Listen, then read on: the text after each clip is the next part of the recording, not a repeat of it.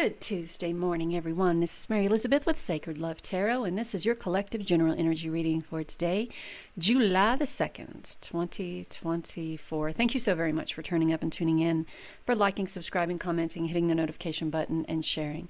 If you'd like to donate to the reading, to the channel as a whole, or to the cause, you can do so through PayPal or Cashapp, and those links are in the description below.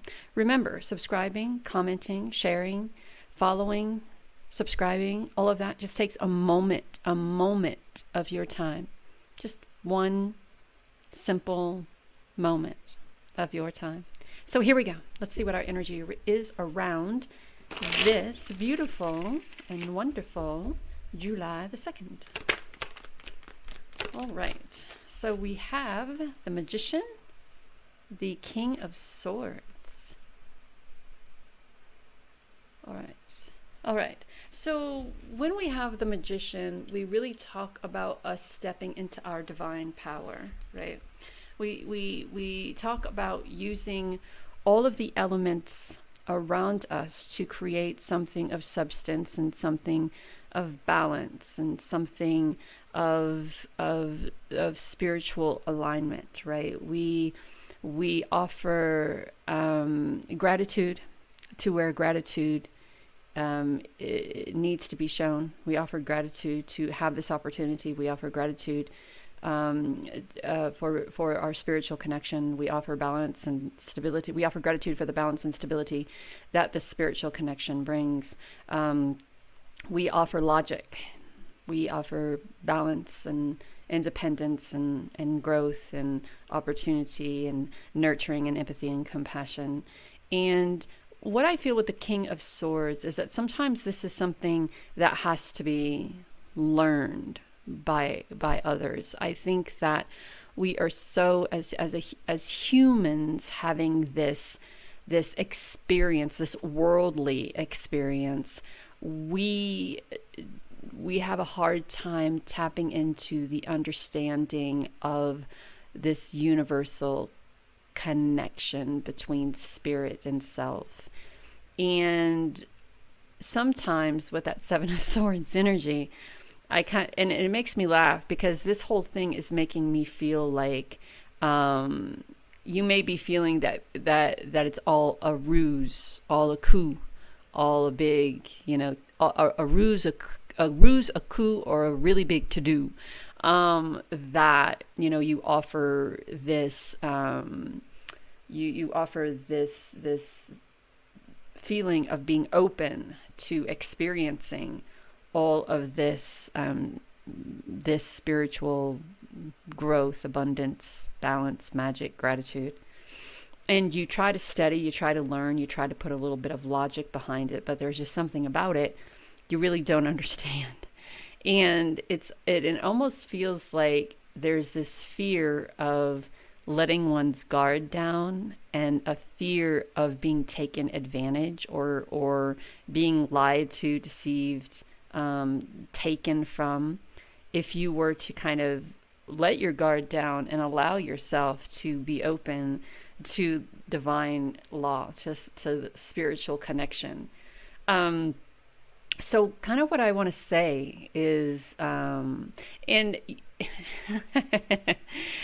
this voice in my head also talked about church.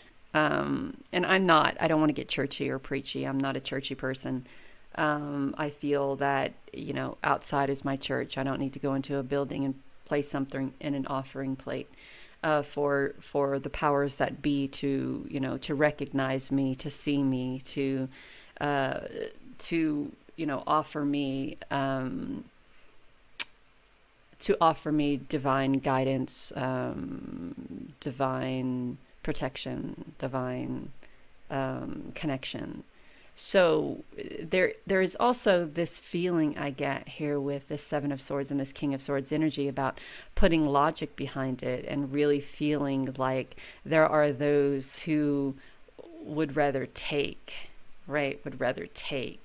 than they would to listen to how you feel from your perspective about universal law, God's law, spirit law, the universe, and all of that entails. With the King of Swords energy, you can tell there's been a lot of studying going on here. There's been a lot of reading and acknowledging, and it looks like there's something here that you may have found in all of this learning and this reading, and it may make you feel that for a long time you have been taken advantage of, right? So let's see what else is on the agenda here. Page of Cups. Yeah. So it's almost like there is this need to kind of redo, relearn, get back to the basics, start again, try something new, try something different, and allow yourself to be more expressive, allow yourself to be more knowing, right? Allow yourself to be more nurturing. And then looking at all of this from a different perspective and knowing that you have the knowledge that you seek. We also have the Empress here. So we know that the Empress, the Magician, the Hanged Man, the Empress, I mean, this, I want to say, this really feels like looking at what it is that you thought you've always known from a different perspective. For a very long time, I know with me as a kid, I was, we always went to church. I mean, I was born in Louisiana, and it was the Tuesday, Wednesday, Saturday all day, Sunday all day, weird things.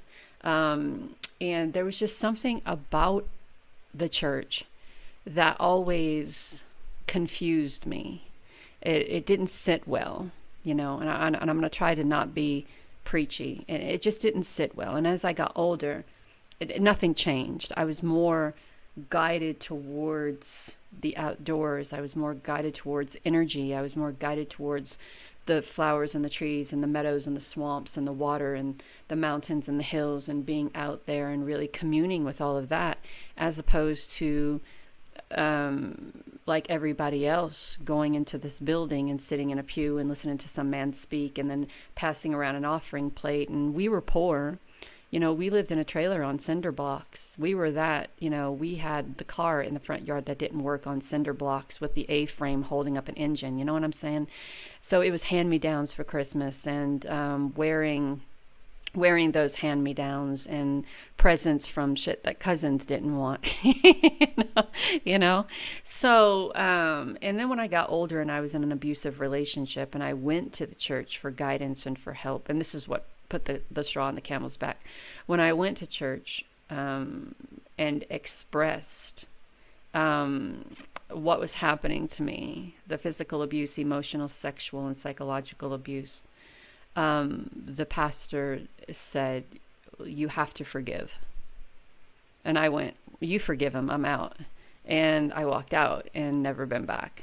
And I was 20-something at the time. So church has never sat well with me. I never got it, never understood it, still don't, never will. So it almost feels like you're getting that sense of the same thing here, right? You may have, been all of your life a church-going person, but somehow we're more guided towards spirituality, and communing with spirit, with source, with your ancestors, angels, guides. I'm not saying that you can't do both. I'm just saying that church wasn't for me. And you may have come to the realization and the acknowledgement that it's not for you either, that you never understood why you would spend all of this time and energy to go to a place that took more of your time and energy and then money on top of that. So you're looking at things from a different perspective, and you're stepping into this divine goddessness. You're stepping into recognizing and knowing that you can, you can find or have this wonderful, beautiful relationship with God, with spirit, with source, with your angels, guides, ancestors, with whomever, without needing to go to a place who is constantly taking, right, of your time and your energy. So besides setting up those boundaries, you're being guided to be inspired and bring closure to what you need to bring closure to in order to get back to that feeling of divine inspiration. We talked about Gaia, connecting with Gaia, meditating for clarity, and accepting the fruits of your labor, accepting and recognizing everything, the seeds that you have planted. I think that when we, and I just want to point out again, I'm not throwing shade. If church is where you go and that's where you find your solace and your comfort and your energy, and that's good on you. I'm just saying that it's not for me, and I'm also saying that there are many, many other people that it's not for them. There are, those who feel the presence of spirit behind four walls with a roof, and there are those who feel the presence of spirit everywhere and anywhere. So I just happen to be one of those ones who find and feel the power of spirit everywhere and anywhere. And if you are being forced to, or what's the word? Forced is really good. Forced to do something that you are not wanting to do, then it's time that we set up those boundaries and we meditate for clarity, and we connect with Mother Earth, and you connect with your angels and your guides, and you find the answers within yourself. Each thought of an investment that pays immediate dividends.